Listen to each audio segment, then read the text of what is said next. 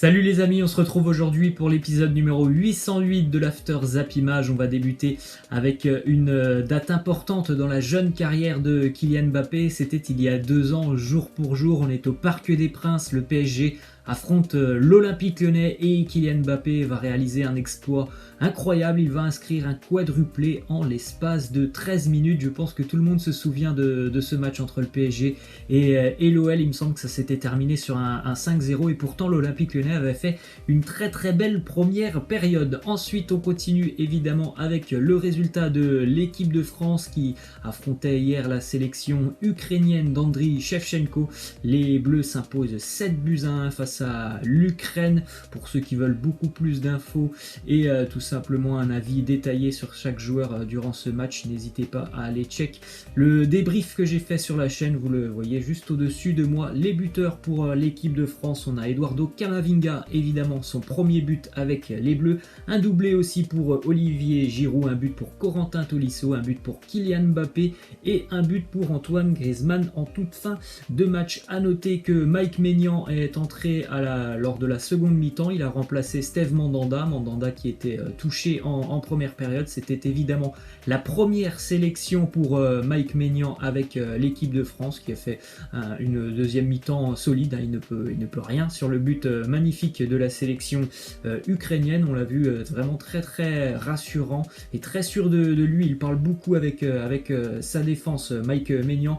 Et on a aussi vu évidemment la première sélection pour Oussem Aouar hier, ainsi que Eduardo Camavinga qui a déjà marqué beaucoup de points, le jeune Eduardo Camavinga. En ce qui concerne Oussem Aouar, on a une petite déclaration de Islam Slimani qui était interviewé par France Football, et France Football lui a demandé ces dernières semaines. Beaucoup de débats ont eu lieu au sujet d'Oussem Aouar qui a finalement choisi l'équipe de France. Par le passé, le cas Nabil Fekir avait aussi beaucoup fait parler du côté de l'Algérie. Que pensez-vous de la situation des joueurs binationaux? Réponse de Islam Slimani.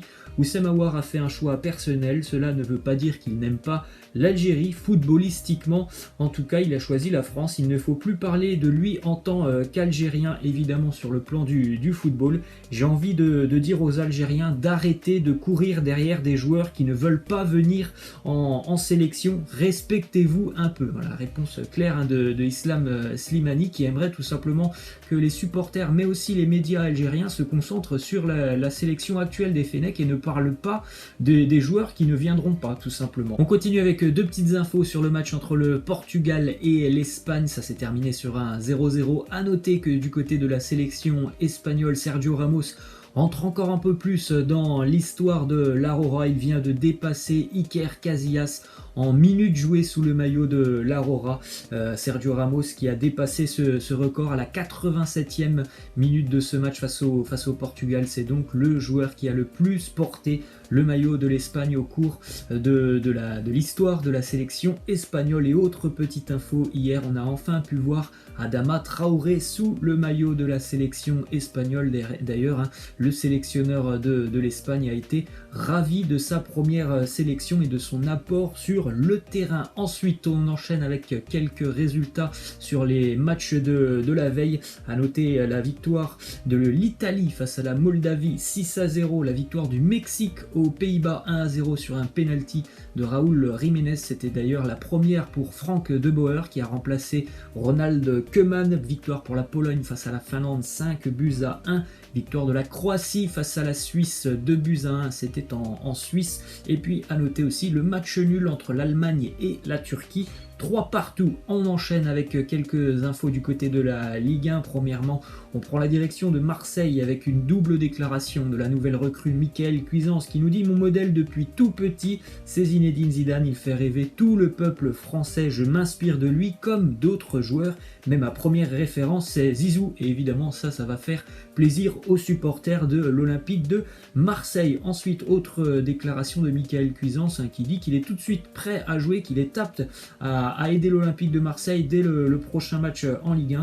Il nous dit: il n'y a eu aucun problème à la visite médicale, celle de Marseille s'est très bien passée, je suis en forme et prêt à jouer, et c'était la même chose à Leeds, il n'y avait pas de problème de mon côté. Donc le transfert de Cuisance a avorté du côté de Leeds pour une raison que l'on ne connaît pas pour le moment, mais en tout cas ce n'est pas une raison médical. Ensuite, on a une déclaration d'André Villas-Boas qui s'exprime sur le mercato de l'OM. Il nous dit: on a très bien travaillé en faisant venir des jeunes joueurs dynamiques, ça change de ce qui a pu être fait par le passé, c'est un bon mercato pour le futur du club, ça témoigne du travail qui a été fait avec toute la cellule de recrutement. Il est vrai que comparé à ce que l'on a vu déjà depuis quelques années sur le mercato de l'Olympique de Marseille, il n'y a pas photo, cette année c'est quand même beaucoup mieux, même si au final l'OM ne s'est pas hyper renforcé.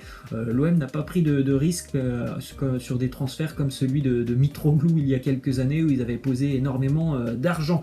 Ensuite, petite info qui concerne Dimitri Payet. On rappelle que Dimitri Payet a été expulsé il y a même pas une semaine face à l'Olympique Lyonnais. La sanction est quand même assez lourde pour ce geste de Payet. Regardez le geste, 3 matchs de suspension dont 1 avec sursis. Donc en clair, Dimitri Payet ratera 2 matchs avec l'Olympique de Marseille. Petit comparatif sur ce qu'il s'est passé depuis 3 semaines en Ligue 1. Regardez, vous avez le mauvais geste de Aouar sur Souquet, le mauvais geste de Giroto du côté de Nantes et celui de Payet.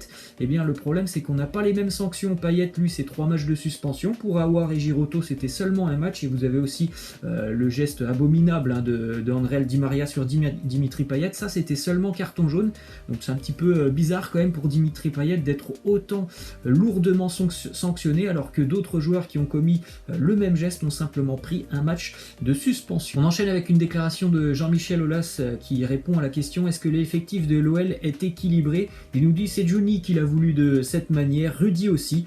On est mal placé, ça c'est clair, il faudrait être mieux placé à la fin du mois de décembre, il y a encore 2 mois, on était en demi-finale de la Champions League. Alors du côté de Lyon, va falloir quand même se projeter un petit peu sur l'avenir parce qu'à chaque fois on nous ressort, et il y a 2 mois on était en demi-finale de la Champions League, mais ça c'était il y a 2 mois, et le constat actuel c'est que l'Olympique Lyonnais est très loin des places européennes en Ligue des Champions et qu'il y a aussi beaucoup de problèmes sur le terrain. Ensuite on continue avec une mauvaise nouvelle pour le football français. À l'heure actuelle, Mediapro n'est pas en mesure de payer la deuxième échéance de 140 millions d'euros. Ça c'est pas une très bonne nouvelle du tout pour le football français. Il y a eu un très gros contrat payé par, en tout cas acheté par Mediapro, et dès la deuxième échéance ils ont déjà des problèmes pour régler les montants. C'est pas une très bonne nouvelle, ça pourrait vraiment poser problème dans les prochains mois. On va prendre la direction de l'Espagne maintenant avec cette très bonne nouvelle pour les supporters du Barça comme pour Léo Messi et une grande partie de l'effectif catalan qui n'est pas favorable au maintien de Josep Maria Bartomeu. Hier, le cap des 16 520 signatures à la motion de censure contre le président Bartomeu a été franchi. Un référendum sera bientôt soumis aux socios du Barça. Normalement, ça va être très rapide, ça devrait se faire dans les 20 prochains jours.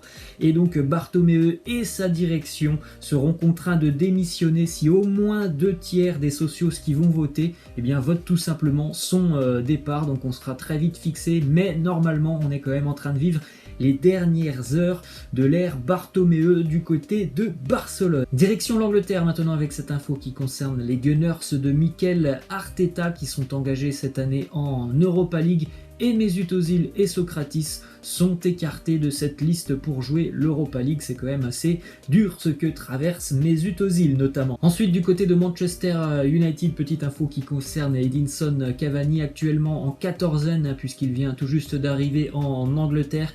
Edinson Cavani ne jouera certainement pas le premier match de championnat avec Manchester United. Normalement, son premier match avec les Red Devils devrait être son retour face au Paris Saint-Germain. Après, bon, ça sera aussi le choix de Solskjaer de l'aligner ou non sur le terrain. Ensuite, une petite info qui concerne Chelsea et Antonio Rudiger qui serait en train de mettre la pression sur les dirigeants des Blues afin de quitter Chelsea dès le prochain mercato. Rudiger qui n'a toujours pas joué une seule minute en ce début d'année avec Frank Lampard. Ensuite, direction l'Italie, le Genoa qui comptabilise pas moins de 17 cas positifs au Covid-19.